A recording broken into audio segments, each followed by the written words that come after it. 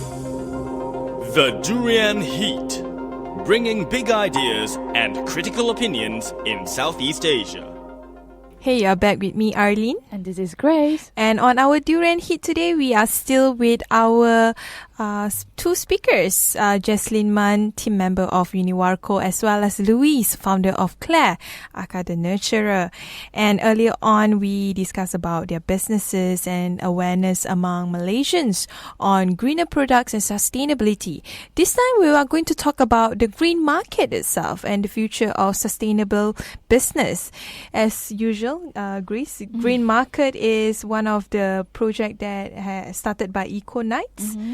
To promote more green businesses among Malaysians, to Malaysians.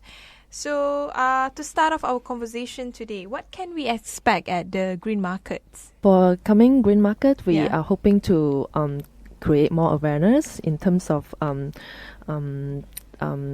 educating the consumers what do they do and how to read the labels, and in terms of solving the skin conditions, what do they look out for, and hoping to we have maybe some sampling, giving out samples kind of things, and also for encouraging them to switch from the chemicals body products or commercial ones to the natural ones. We will also encourage them to bring the current body shampoo or soaps to redeem for a free gift. To come to our booth, to bring your old ones to come to our booth. So I'll bring my whole toiletries. You can, why not? And then redeem all the free gifts. Oh, no, just kidding about it. But it'll be fun to actually get to know more about Claire, the product, the green product for skin. And what about you? We are promoting our special formulated organic soy, and our plant care product is environmentally friendly, and also our organically potted plants. I should say these fresh producers, for instance, the western herbs, the veggie, and the fruit trees. We also will be serving herbal tea, brewed fresh from our herbs. Is it green tea or is it the black tea? It's actually from the herbs, like spearmint, peppermint. I see. Yeah, it's like brewed fresh from these tea leaves. I see. And these tea leaves are cultivated through home farming. Yeah, it's actually you grow these herbs, and you can. A lot of people thought that they use these Western herbs to cook, but it's not only that. They can actually use it to make hot beverage, cold beverage. Like you can actually make some rosemary tea. But where can we get rosemary? From our stall, because that day we'll be promoting the Western herbs. Okay. So basically, this green market will be held on March 26 and 27, of course, at the Publica from 10 a.m. to 9 p.m. And now we have these two speakers to talk about the products there at the green market. But how do we engage your clients once they buy the products? How do you sustain? Sustain is such a big word for this, but how do you engage your clients from there?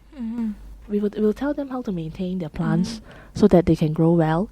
And do you have any interesting activities? I know you are going to brew some tea, but do you have other interesting activities that you'll be sharing, or any promotion that you'll be sharing? We are doing a 10% off for our plant care product, and also for our organic potted plants, and maybe we'll introduce to them workshops because we know that there's a lot of consumer out there who actually like to grow their own fresh produces. So you will have workshop during the event or after the event? After the event, maybe you can actually go to their place there to teach them how to grow their own veggie.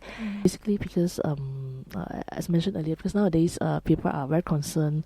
They do not know where the source of the food come from, so they would actually like to grow it, but the only thing is that they don't have solutions, and we can actually guide them, teach them how to grow it, and also encourage them. Maybe they can actually we can also have this workshop with the parents and the kid together.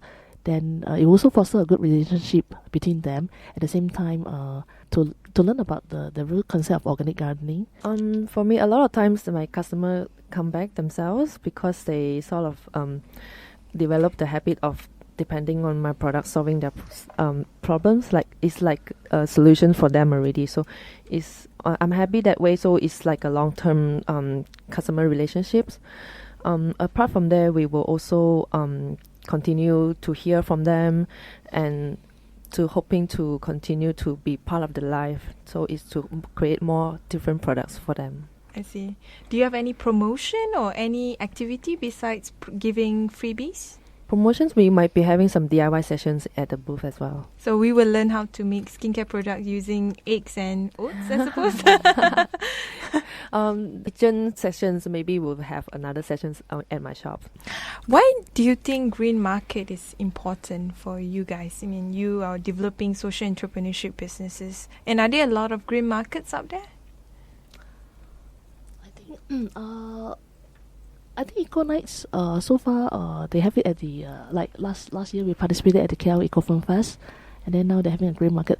And it's definitely helped because it's like, it's actually encouraging the consumer to go green in food consumption, and also like people around, like us around here, we can actually share with them and tell them that the importance, to convey the message to the public and the vendors, telling them the importance of consuming healthy food and how to grow this healthy, clean food.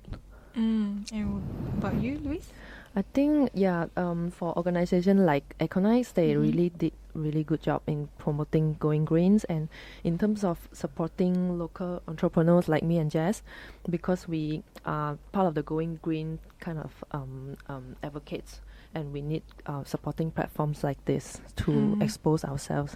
I'm sure you've met a lot of other companies who are going for green and green and green. Yes. How do you communicate with them? It's like a learning process each other as well, isn't it? Yeah, Yes. by talking to them. Yes, definitely. Like I just met Jess, and we have so much to speak about. So we learn from each Basically, other. Yes, yeah. we are doing something very similar. And we have so much in common with Yeah. other vendors. Everybody is talk about environmental friendly and stuff. Oh, that's great. Yeah. So I guess we need to have a more community growing, not only between the seller and buyers relationship, but in between all those businesses, That's true. entrepreneurs, to grow the community. And that's also another way to move forward, isn't it? To educate people, and we increase our population going green. But is there support by government and also private sector, especially for small businesses like you guys? Actually, we are one of the social enterprise that's been selected by Magic. Ah, Magic. Yeah, Magic, Malaysian Global Innovative and Creativity Center. And they have a section on social entrepreneurship. Yeah. In fact, we attended the accelerator, the program for SE Track last year for about 4 months. And in fact, it's very good. Actually, they also provide us a seeding fund. Ah, that's great. It's completely organic. In terms of sustainability, we are looking into working with farmers, for fair trade farmers, and so to also support local farmers as well. Where do you source your product mainly? We work with some local farmers, and also we mainly, like essential oils, we import from Australia. So we have imported and local sources as well. So from there, we handmade our products. So now you have another vendor here Yes. to source your products. Yeah, we're sharing the herbs. Yes. Yeah. That's very interesting. That's very interesting. Okay, finally, before we end the show, perhaps you can share just to our listeners on how can we lead a more sustainable lifestyle. Perhaps a couple of tips for Malaysians and also people outside of Malaysia. I would say beginning small steps in your life, like maybe use less plastic bags, stuff like that. It's just from the small habits to develop into the green environment. Yeah, and I would say that you limit the use of chemicals, because chemicals not only harmful to your plant, but also is harmful to human health and also pollute the planting ground. If you don't know how to do it, you can always contact our speakers here. Perhaps you can share to us how can people contact you and get to know more about your products. Facebook is univocal.com. You can actually contact us actually at the bazaar. We're doing it at the Gamuda Walk in Kota Kemuning. When is that? Next month. Next month, Yeah. in April. In April, yeah. Okay. For us, you can check out our websites, www.claire.my, And then also we have 2 newly opened outlets. One is in Paprika and one is the USJ Diamond. So just check us out, and anytime just drop by. Mm. And you also have a social media, right? Yes. Yeah, all the other Yeah. Instagram, Twitter, and Facebook. Yes. Yeah. I see. So anyway, thank you everyone. Thanks you. for Thanks. Thank you for having us. Thank you for tuning into Durian ASEAN. For more interviews by Durian ASEAN, please tune into our website at durianasean.com. If you're on the go, you can always download our TuneIn app on your mobile. Please subscribe to our YouTube channels at Durian ASEAN and Durian ASEAN TV.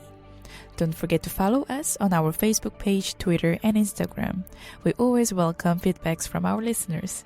Stay tuned with the Durian Heat from Tuesday to Thursday, the same time at 1 to 2 p.m. GMT+8. You're now listening to Durian ASEAN, the voice of discovery and sharing.